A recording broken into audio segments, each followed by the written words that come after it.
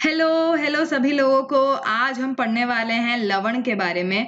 जो लवण क्या है, लवण आखिर किस तरह के होते हैं, लवण हमारी रोजमर्रा की जिंदगी में किस तरह से उपयोग में आते हैं, हम इन सब चीजों के बारे में पढ़ेंगे और इससे जो है हमारा अध्याय 2 बिल्कुल खत्म हो जाएगा।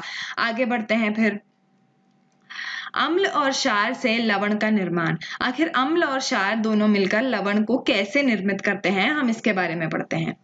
जब कोई अम्ल किसी क्षारक को उदासीन करता है, उदासीन मतलब न्यूट्रलाइज कर देता है। न्यूट्रलाइज बोले तो ना वो अम्ल रह जाएगा ना वो क्षार रह जाएगा, ठीक है, उसको उदासीन करना बोलते हैं। वो कब होता है? जब अम्ल और क्षार साथ में आते हैं। हमने पढ़ा है उस उदासीनीय प्रक्रिया के बारे में, ये उसी की बात कर रहा है। जब अम्ल और क्षार दोनों साथ में आते हैं वो एक दूसरे को उदासीन कर देते हैं। उदासीन करते हैं तो एक आयनिक यौगिक बनता है। आयनिक यौगिक मतलब आयनिक बॉन्डिंग, एक आयनिक बॉन्ड, एक आयनिक यौगिक बनता है जिसे लवण कहते हैं। एक आयनिक यौगिक आयनिक बॉन्डिंग से बना हुआ एक यौगिक बनता है जिसको हम आयनिक यौगिक कहते हैं, जिसे हम लवण कहते हैं। समझ में आया? अम्ल और क्षार जब उदासीन होते हैं तो दोनों एक आयनिक यौगिक बनाते हैं। आयनिक यौगिक क्या है? आयनिक यौगिक ऐसी एक चीज है, ऐसा एक पदार्थ है जिसके अंदर होती है आयनिक बॉन्डिंग, ठीक है, उसको हम लवण कहते हैं। नमक के घोल घटक धनायनों और आयनों के अम्ल क्षार गुणों के आधार पर तटस्थ, अम्लीय या क्षारीय होते हैं। मतलब जो हमारे अम्ल और क्षार हैं उनके गुणों पे भी निर्भर करता है कि आखिर हमारा लवण तटस्थ प्रकृति का होगा, अम्लीय प्रकृति का होगा या क्षारीय प्रकृति का होगा। जरूरी नहीं कि हर बार जो लवण है वो उदासीन होकर तटस्थ प्रकृति का ही हो। तटस्थ प्रकृति क्या है? जो ना कि क्षारीय है ना ही अम्लीय है, वो है तटस्थ। कभी कभी जो लवण है वो अम्लीय प्रकृति के भी होते हैं, वो क्षारीय प्रकृति के भी होते हैं। और वो किस पर निर्भर करता है? वो हमारे जो अम्ल और क्षार हैं जो एक दूसरे को उदासीन कर रहे हैं उसके गुणों पर निर्भर करता है। इतना समझ में आया? नीचे देखिए एसिड एंड बेस रिएक्शन कर लिखा हुआ है, हमने इसके बारे में पढ़ा था, उदासीनीय अभिक्रियाएं। इसमें क्या हो रहा है? हाइड्रोजन क्लोराइड विलयन, हाइड्रोजन क्लोराइड अम्ल जो है उसके साथ में हम लोग क्या मिला देंगे? सोडियम हाइड्रोक्साइड का विलयन। ये क्या है? ये है एक अम्ल और ये क्या है? ये है एक क्षार, ठीक है। इन दोनों को जब मिलाएंगे तो उदासीनीय प्रक्रिया होगी और ये हमको क्या मिल गया? लवण। ये हमेशा याद रखिए कि जब भी कोई अम्ल के साथ में कोई क्षार मिलता है तो हमेशा हमको मिलता है एक लवण और पानी या फिर जल, ठीक है। समझ में आया? आगे बढ़ते हैं फिर। अम्ल और क्षार से लवण का निर्माण, वही जो हम बात कर रहे थे उसी के बारे में हम आगे बात करेंगे। प्रबल अम्लों और प्रबल क्षारों के बीच अभिक्रिया से बनने वाले लवण उदासीन होते हैं। उदासीन मतलब तटस्थ उदासीन होते हैं, ना अम्लीय होते हैं ना क्षारीय होते हैं, ठीक है। तो वो कैसे बनता है? जब एक प्रबल अम्ल और एक प्रबल क्षार दोनों ही जब बहुत ज्यादा प्रबल हो तब हमको मिलता है एक उदासीन लवण।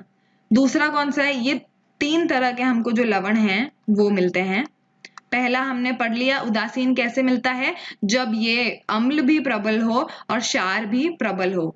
दूसरा देखते हैं, प्रबल अम्ल और दुर्बल क्षारों से बनने वाले लवण अम्लीय होते हैं। देखिए जो प्रबल अम्ल है और जो दुर्बल क्षार है ये दोनों मिलकर बनाते हैं एक अम्लीय लवण। आखिर ऐसा क्यों? क्योंकि जो अम्ल है वो सबसे ज्यादा प्रबल होता है इस अभिक्रिया में, तो इसलिए जो लवण है उसकी प्रकृति भी जो प्रबल हमारी चीज है, प्रबल पदार्थ है, उसकी तरफ मुड़ जाती है। तो इसलिए वो उदासीन नहीं होता है, वो अम्लीय होता है। ऐसा क्यों? क्योंकि हमारी जो अभिक्रिया है वो हो रही है प्रबल अम्ल और दुर्बल क्षार के साथ में। अब आप सोचिए अगर दुर्बल अम्ल और प्रबल क्षार का इस्तेमाल किया तो कैसा लवण बनेगा?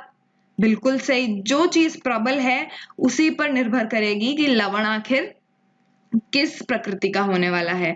तो जब दुर्बल अम्ल ले रहे हैं और प्रबल क्षार ले रहे हैं तो हमको मिलेगा एक क्षारकीय या क्षारीय लवण। क्यों? क्योंकि यहाँ पे जो प्रबल है वो है क्षार, जब क्षार प्रबल है तो क्षारीय लवण, जब अम्ल प्रबल है तो अम्लीय लवण, और जब दोनों ही प्रबल है तो उदासीन लवण। समझ में आया? आगे बढ़ते हैं। सामान्य नमक से रसायन। सामान्य नमक का मतलब है जो हमारे खाने वाले नमक होता है उसको हम सामान्य नमक बोलते हैं। जो पीछे हमने लवणों की बात करी थी वो जरूरी नहीं खाने वाला ही लवण हो, खाने वाला ही नमक हो।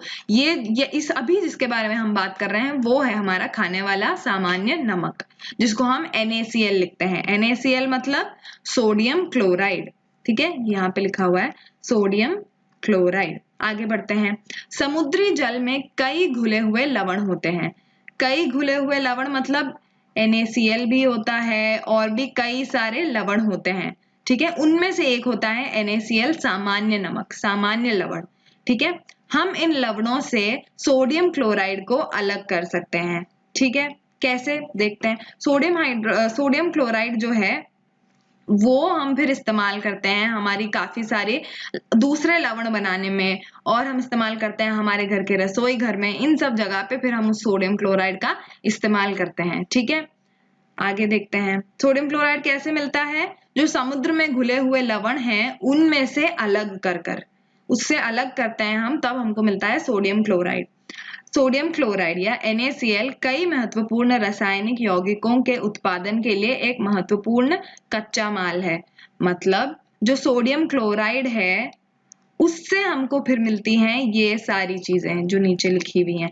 कच्चा माल है मतलब, कच्चा माल का मतलब जो हम जिसको हम इस्तेमाल कर हमारा यौगिक उत्पन्न करते हैं। ठीक है, इसका मतलब ये है NaCl के इस्तेमाल से हमको मिलता है सोडियम हाइड्रोक्साइड, क्लोर क्षार प्रक्रिया हम आगे पढ़ेंगे इसके बारे में, हमको मिलता है ब्लीचिंग पाउडर, पाक सोडा, धुलाई का सोडा और प्लास्टर ऑफ पेरिस। इन सब के बारे में हम आगे पढ़ने वाले हैं। तो आगे बढ़ते हैं, आप फटाफट से इन सारी चीजों के बारे में, इन सारे यौगिकों के बारे में आगे पढ़ते हैं, जो कि हमको किससे मिलता है? सामान्य नमक से। सामान्य नमक बोले तो NaCl।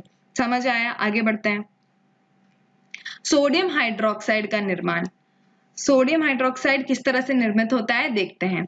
जब बिजली या फिर विद्युत NaCl, सोडियम क्लोराइड या फिर सामान्य नमक के जलीय घोल से गुजरती है तो वह सोडियम हाइड्रोक्साइड बनाने के लिए विघटित हो जाती है। मतलब जो हमारा NaCl है उसमें से जब हम बिजली को गुजारते हैं तो क्या होता है? Na+ और Cl- विघटित हो जाता है। क्यों? क्योंकि इससे फिर हमको मिलता है सोडियम हाइड्रोक्साइड, जिसके बारे में हम आगे पढ़ने वाले हैं। बट ये याद रखिए आप बिल्कुल कि जो NaCl है उसमें जब हम बिजली डालते हैं तो हमारा जो Na+ और Cl- है वो अलग अलग हो जाता है, वो विघटित हो जाता है। विघटित होना मतलब टूट जाना, बीच में से डिसोसिएट हो जाना, इसको इंग्लिश में बोलते हैं। विघटित हो जाता है ये दो अलग भागों में। ठीक है, आगे देखते हैं। सोडियम हाइड्रोक्साइड का निर्माण अब पूरा हम पढ़ेंगे।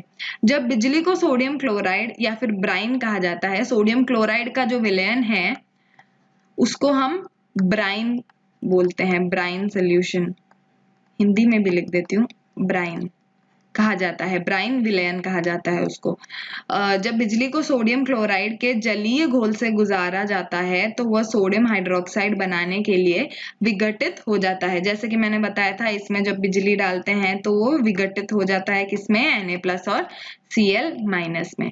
ठीक है, बनने वाले उत्पादों के कारण इस प्रक्रिया को क्लोर क्षार प्रक्रिया कहा जाता है।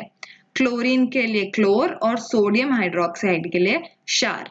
अब मैं समझाती हूँ किस तरह से। NaCl है और हमारे पास में क्या है? H2O। ठीक है, H2O को हम ऐसे लिख देते हैं। ठीक है, हम ऐसे लिख देते हैं।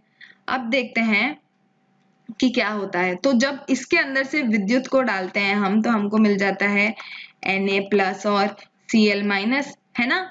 तो ये क्या करता है, जो Na+ है वो फटाफट से ये OH जो है, हाइड्रोक्साइड जो है, उसके साथ में जुड़ जाता है और ये दोनों मिलकर बना देते हैं क्या? NaOH। और ये Cl- अपने दूसरे Cl- के साथ में जुड़ जाता है और बना देते हैं Cl2 और ये बचा हुआ जो H है वो दूसरे पानी के मॉलिक्यूल के साथ में मिलकर बना देता है H2O।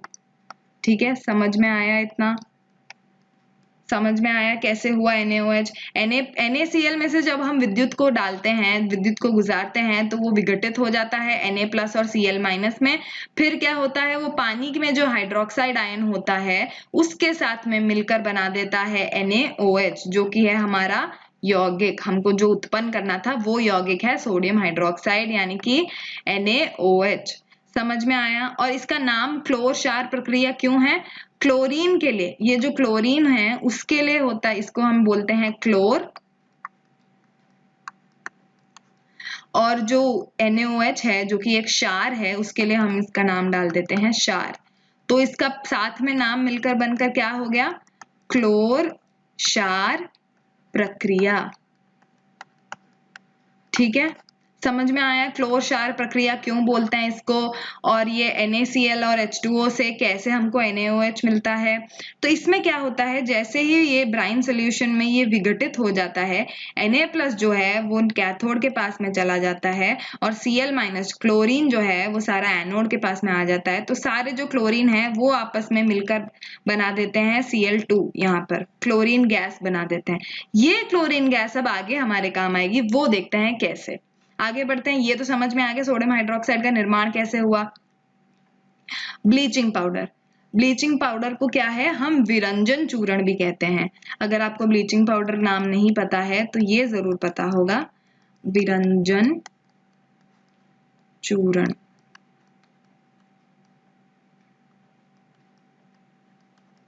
ठीक है, आगे देखते हैं। क्लोर क्षार प्रक्रिया से उत्पन्न क्लोरीन गैस, मैंने बताया था पीछे क्लोरीन गैस बनती है, का उपयोग ब्लीचिंग पाउडर बनाने के लिए किया जाता है। क्लोरीन गैस क्या है, Cl2, इसका उपयोग किया जाता है ब्लीचिंग पाउडर बनाने के लिए। देखते हैं कैसे। क्लोरीन और सूखा भुजा चूना यानी कि कैल्शियम हाइड्रोक्साइड ब्लीचिंग पाउडर देता है। किस तरह से भाई, फिर से देख लेते हैं। क्लोरीन है हमारे पास में पिछले वाले अभिक्रिया से, क्लोर क्षार अभिक्रिया से, इसके साथ में हम क्या मिला देंगे, भुजा हुआ चूना। इसको क्या बोलते हैं हम, कैल्शियम हाइड्रोक्साइड।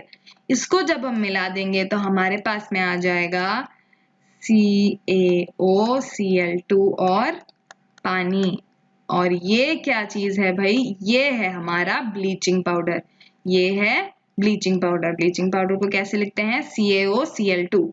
अब ये कैसे होता है देखते हैं। Cl2 है यहाँ पे, और इसको हम ऐसे लिख देते हैं OH और OH।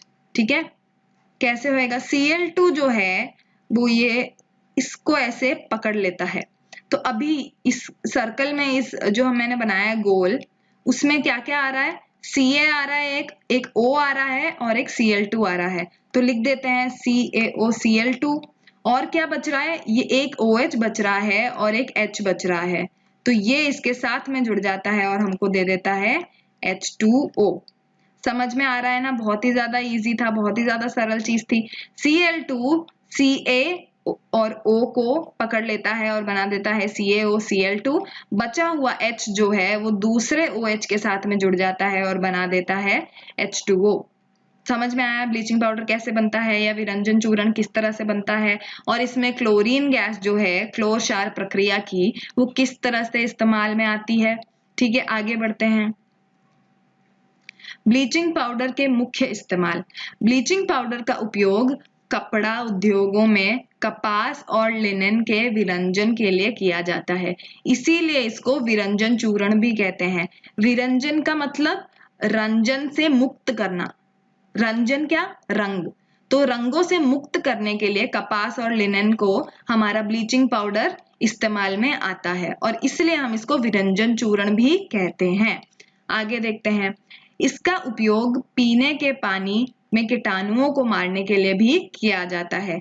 ये जो ब्लीचिंग पाउडर है ना, वो क्या है, कीटाणुओं को मारने की शक्ति रखता है। तो इसका इस्तेमाल जो है वो हम कीटाणुओं को मारने के लिए भी करते हैं पीने के पानी में, लेकिन बहुत ही कम मात्रा डालते हैं, क्योंकि ज्यादा मात्रा डालेंगे तो वो फिर से हमारे शरीर के लिए हानिकारक हो जाएगा। इसलिए बहुत ही कम मात्रा डालते हैं, जितना जरूरी होता है उतना ही मात्रा डालते हैं, उससे ज्यादा नहीं डालते। उससे क्या है, कीटाणु मर जाते हैं। आखिरी देखते हैं, कई रासायनिक उद्योगों में ब्लीचिंग पाउडर का उपयोग ऑक्सीकरण एजेंट के रूप में भी किया जाता है। ऑक्सीकरण एजेंट को हम इंग्लिश में बोलते हैं ऑक्सीडेशन एजेंट। मतलब ये जो CaOCl2 है हमारा ब्लीचिंग पाउडर, ये बहुत ही आसानी से दूसरे पदार्थों को ऑक्सीजन दे देता है, ऑक्सीजन बांट देता है, इसीलिए ये ऑक्सीकरण एजेंट के रूप में भी काम आता है। समझ में आया ऑक्सीकरण एजेंट क्या है? स्टार्ट से देख लीजिए, यहाँ पे 3 मुख्य इस्तेमाल हैं। पहला विरंजन के लिए, रंगों से मुक्त करने के लिए कपास और लिनन को, दूसरा है पीने के पानी के कीटाणुओं को मारने के लिए, और तीसरा है ऑक्सीकरण एजेंट के रूप में। समझ आया? आगे बढ़ते हैं, क्या है? अब आया हमारा पाक सोडा। पाक सोडा या बेकिंग सोडा, ये हमारे क्या है, रसोई में बहुत मिलेगा, आप अपनी मम्मी से जाके पूछेंगे तो। देखते हैं क्या है। यह प्रतिक्रिया द्वारा हटा दीजिए, ये प्रतिक्रिया NaCl से उत्पन्न होती है। किस तरह से देखते हैं? NaCl, H2O, CO2 और NH3 को जब हम मिलाते हैं तो हमको मिलता है NH4Cl और पाक सोडा।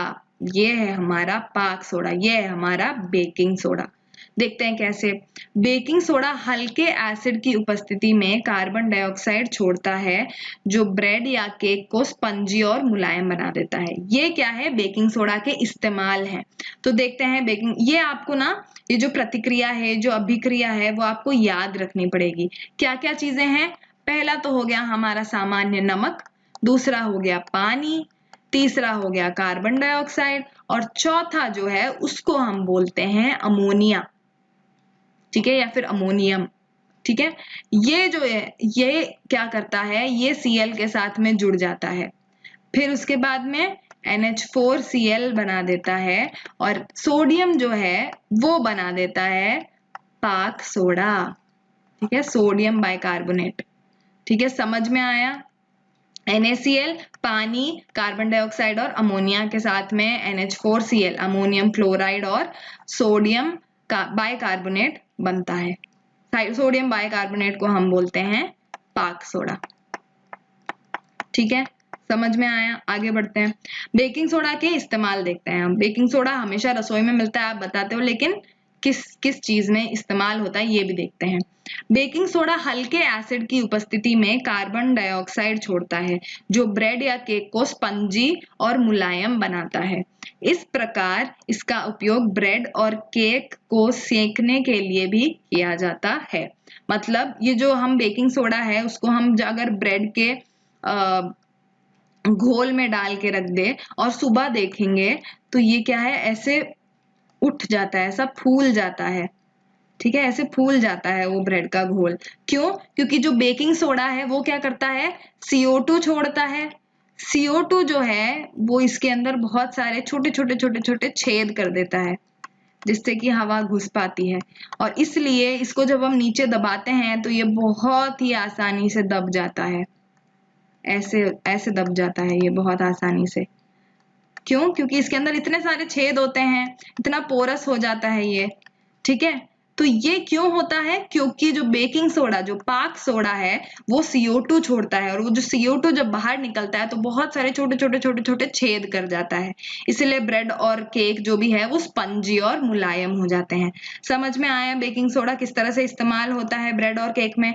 दूसरा देखते हैं, बेकिंग सोडा एसिड को बेअसर करने के लिए एक हल्के एंटासिड के रूप में कार्य करता है। हमने इसके बारे में पढ़ा था, जब मधुमक्खी का डंक लगता है तो हम क्या करते हैं, मधुमक्खी तो एक अम्ल हमारे त्वचा में इंजेक्ट कर देता है, तो उसको हमको उदासीन करने के लिए हम क्या लगाते हैं उसके ऊपर, बेकिंग सोडा। बेकिंग सोडा क्या करता है, बेकिंग सोडा एसिड को बेअसर कर देता है। क्यों? क्योंकि वो एक हल्का क्षार होता है, या जैसे यहाँ पे लिखा है वो एक एंटासिड होता है। एंटासिड मतलब एसिड के विरुद्ध वो काम करता है, एसिड को वो बिल्कुल उदासीन कर देता है। इसलिए जब भी एसिड हमको लगता है तो हल्के बेकिंग सोडा को हम ऊपर लगा देते हैं हमारी त्वचा में। आगे देखते हैं, तीसरा, बेकिंग सोडा का उपयोग सोडा एसिड अग्निशामक यंत्रों में भी किया जाता है। मतलब बेकिंग सोडा जो है उसका उपयोग सोडा एसिड अग्निशामक मतलब सोडा और एसिड को इस्तेमाल करके जो अग्नि को नियंत्रण में लाने के यंत्र होते हैं, अग्नि को बंद करने के यंत्र होते हैं, उनमें भी काम आता है। क्यों? क्योंकि बेकिंग सोडा जो है वो एसिड की उपस्थिति में कार्बन डाइऑक्साइड छोड़ता है और कार्बन डाइऑक्साइड जो है वो क्या करता है, उसने क्या करा था, उसने मोमबत्ती को बुझा दिया था। तो CO2 क्या करता है, वो बंद कर देता है अग्नि को। इसीलिए बेकिंग सोडा जो है वो सोडा एसिड अग्निशामक यंत्र यानी कि अग्नि को बंद करने वाले, अग्नि को रोकने वाले यंत्रों में भी काम आता है। समझ में आया इतना? आगे चलते हैं फिर। नमक क्रिस्टल। कभी कभी नमक के क्रिस्टल में पानी के अणु जुड़े होते हैं। क्रिस्टलीकरण का पानी नमक की एक सूत्र इकाई से जुड़े पानी के अणुओं की निश्चित संख्या है।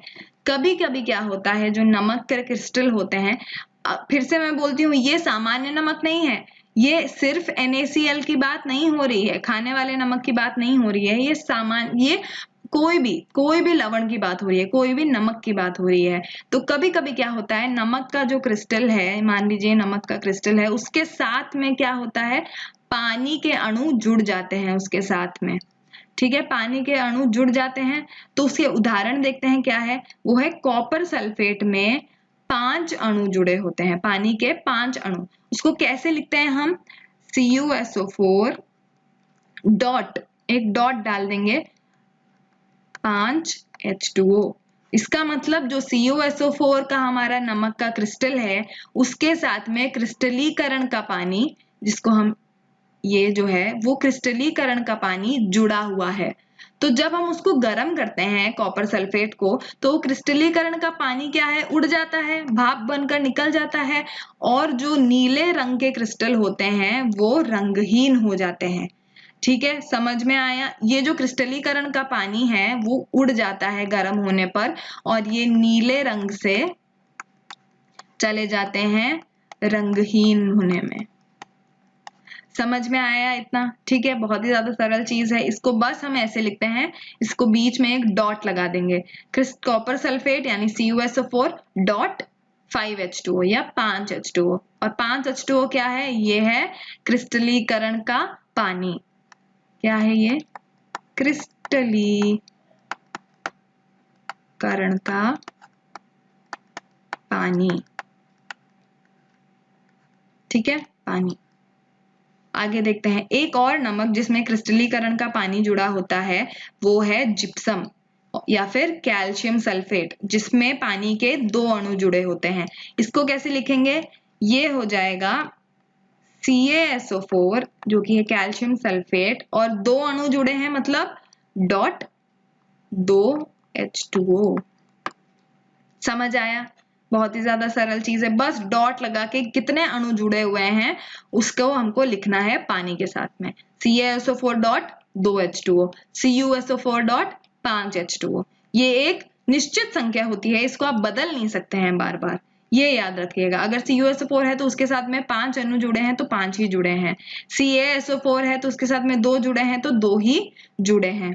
आगे बढ़ते हैं, अब देखते हैं प्लास्टर ऑफ पेरिस के बारे में। आपने बहुत इसके बारे में सुना जरूर होगा, लेकिन इसके पीछे का विज्ञान आज हम जानते हैं। जो CaSO4 है, जिप्सम क्या था, हमने अभी अभी पढ़ा था, CaSO4 डॉट 2H2O। 2H2O क्या है, क्रिस्टलीकरण का पानी है, और CaSO4 है कॉपर सल्फेट। ये था जिप्सम, हमने पढ़ा था, इसलिए मैंने एक बार लिख दिया है यहाँ पे फॉर्मूला, उसका सूत्र। जिप्सम को 373 केल्विन पर गर्म करने पर यह पानी के अणुओं को खो देता है। किस तरह से, जिस तरह से हम CuSO4 को गर्म करते हैं, CuSO4.5H2O को गर्म करते हैं, तो ये क्या होता है, पानी को खो देता है और ये नीले से रंगहीन हो जाता है ना, रंगहीन हो जाता है। उसी तरह से जिप्सम जो है वो भी गर्म होने पर अपना थोड़ा सा अणु, अपने पानी के थोड़े से अणु खो देता है। किस तरह से, वो CaSO4.2H2O से बन जाता है, ये थोड़ा सा उड़ गया पानी गर्म करने पर, ये बन जाता है CaSO4.12H2O। आधा अणु ही रह जाता है H2O का। ठीक है, इसे प्लास्टर ऑफ पेरिस कहते हैं। इसका दूसरा नाम क्या है? Calcium sulphate hemihydrate. मतलब ये है कैल्शियम सल्फेट, ये है हेमी मतलब आधा। आपने सुना होगा ना, हेमिस्फीयर, स्फीयर पूरा होता है, हेमिस्फीयर आधा होता है, वैसे ही कैल्शियम सल्फेट हेमीहाइड्रेट, इसको हम कैल्शियम सल्फेट हेमीहाइड्रेट भी बोलते हैं, और इसको हम प्लास्टर ऑफ पेरिस कहते हैं। समझ आया? जिप्सम को गर्म करते हैं, वो पानी के अणु छोड़ देता है, पानी के अणु छोड़कर वो क्या बनाता है? कैल्शियम सल्फेट हेमीहाइड्रेट बना देता है, और ये कैल्शियम सल्फेट हेमीहाइड्रेट जो है उसी को हम प्लास्टर ऑफ पेरिस कहते हैं। टूटी हड्डियों को ठीक करने के लिए प्लास्टर ऑफ पेरिस का उपयोग प्लास्टर के रूप में किया जाता है। क्यों? क्योंकि वो इतना कड़क हो जाता है। प्लास्टर ऑफ पेरिस हमको सपोर्ट देता है हमारे टूटी हड्डियों को, इसलिए हम उसका उपयोग करते हैं प्लास्टर के लिए। आपने देखा होगा ना, व्हाइट प्लास्टर लगता है, किसी का हाथ टूट जाता है तो उसको हम प्लास्टर ऑफ पेरिस बोलते हैं। यह एक सफेद पाउडर होता है जो पानी में मिलाने पर एक बार फिर से जिप्सम बन जाता है, जो कि एक सख्त ठोस द्रव्यमान बनाता है। मतलब जो CaSO4.12H2O था हमारे पास में प्लास्टर ऑफ पेरिस, जिप्सम में से पानी उड़ाने पर जो बना था, उसमें हम थोड़ा और पानी जब डाल देते हैं तो वो फिर से जिप्सम बना देता है। तो यहाँ पे मतलब जिप्सम को गरम करने पर, ऊष्मा देने पर वो बन जाता है प्लास्टर ऑफ पेरिस, है ना। और इसी प्लास्टर ऑफ पेरिस में अगर हम फिर से 3/2 अणु पानी मिला दे तो वो बन जाता है जिप्सम। सरल चीज थी। जिप्सम क्या है? बहुत ही ज्यादा कठोर होता है, बहुत ही ठोस होता है। जिप्सम का क्या है हमारे पास में फॉर्मूला? CaSO4.2H2O। वही यहाँ पे लिखा हुआ है। CaSO4 हाफ H2O में हम फिर से जब पानी मिलाते हैं, जो पानी हमने उड़ा दिया था गरम कर कर, वो फिर से क्या बना देता है? जिप्सम बना देता है। समझ आया? आगे बढ़ते हैं। आगे क्या है? आगे है प्रश्न नंबर 1। देखते हैं, CaOCl2 यौगिक का सामान्य नाम क्या है? हमने इसके बारे में पढ़ा था। इसको हम क्या बोलते हैं? इसको हम बोलते हैं या तो ब्लीचिंग पाउडर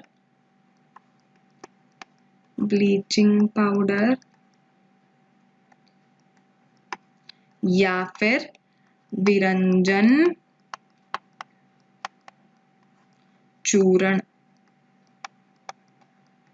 ठीक है, बहुत ही सरल था ये, तो बस याद करने की चीज थी। आपको याद होना चाहिए CaOCl2 क्या है? ब्लीचिंग पाउडर या फिर विरंजन चूर्ण। आगे बढ़ते हैं। ये वाला प्रश्न तो बहुत ही सरल था, आप लिख लीजिए इसका उत्तर साथ साथ में। बिल्कुल। उस पदार्थ का नाम बताइए जिसे क्लोरीन से उपचारित करने पर ब्लीचिंग पाउडर प्राप्त होता है। हमने पढ़ा था, याद हो तो, ऐसी क्या चीज है जो Cl2 क्लोरीन के साथ में मिलकर ब्लीचिंग पाउडर देती है? हमने पढ़ा था कुछ कैल्शियम हाइड्रोक्साइड नाम की चीज। कैल्शियम हाइड्रोक्साइड को हम भुजा हुआ चूना भी कहते हैं। तो जो भुजा हुआ चूना है उसके साथ में जब हम क्लोरीन को उपचारित करते हैं तो हमको मिलता है CaOCl2, जो कि है ब्लीचिंग पाउडर।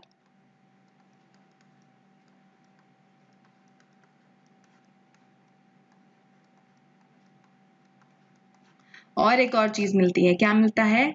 H2O, जो कि है पानी। याद है ना कैसे हुआ था? हम Ca को OH और OH अलग लिख देते हैं, 2 OH है यहाँ पे, और Cl2 को अलग लिख देते हैं। तो ये क्या करता है? Cl2 इन दोनों को पकड़ लेता है, तो ये बेचारा कहाँ चला जाता है? अपने दूसरे दोस्तों के पास में, और हमको उससे क्या मिलता है? CaOCl2 और H2O। याद आ गया ना? उम्मीद करती हूँ आपको याद हो गया होगा। बिल्कुल, ये बहुत ही ज्यादा सरल चीज है। आगे बढ़ते हैं। प्रश्न 3। उस सोडियम यौगिक का नाम बताइए जिसका उपयोग कठोर जल को मृदु मतलब सौम्य बनाने के लिए किया जाता है। ऐसी क्या चीज है जिसको हम उपयोग करते हैं कठोर जल को मृदु बनाने के लिए? हम उपयोग करते हैं सोडियम कार्बोनेट का। सोडियम कार्बोनेट का।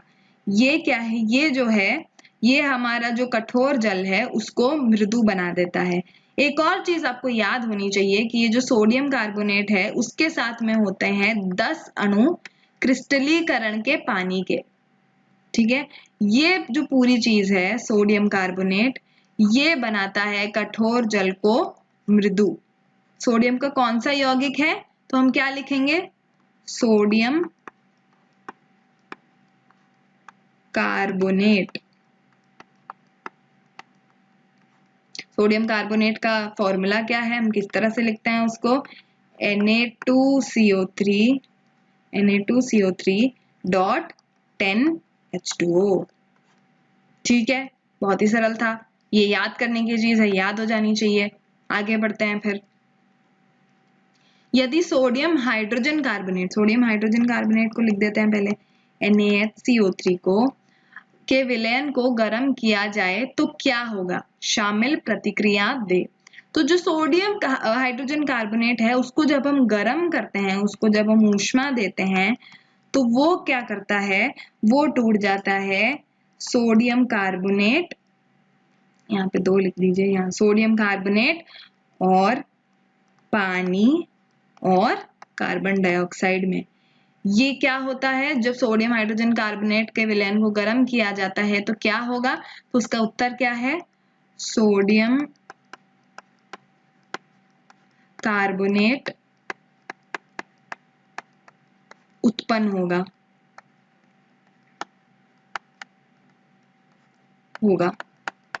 और उसकी शामिल प्रतिक्रिया क्या है, लिख देते हैं, प्रतिक्रिया है 2NaHCO3 को जब हम ऊष्मा देते हैं तो हमको मिलता है Na2CO3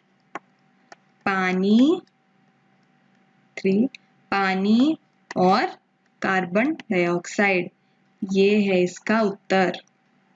ठीक है, लिख लीजिए साथ में, नहीं तो आप फिर बाद में भूल जाएंगे, फिर दुखी हो जाएंगे, इसलिए साथ साथ में लिखते जाइए ताकि सब कुछ आपको साथ में याद हो जाए। आगे देखते हैं प्रश्न 5, प्लास्टर ऑफ पेरिस और जल के बीच अभिक्रिया को दर्शाने के लिए एक रासायनिक समीकरण लिखिए।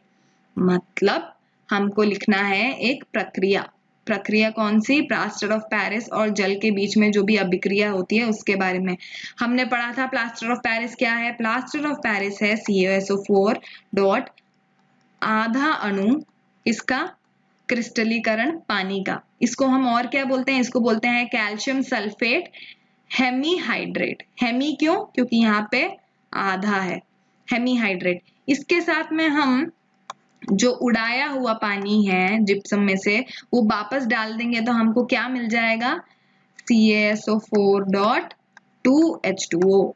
और ये प्लास्टर ऑफ पेरिस से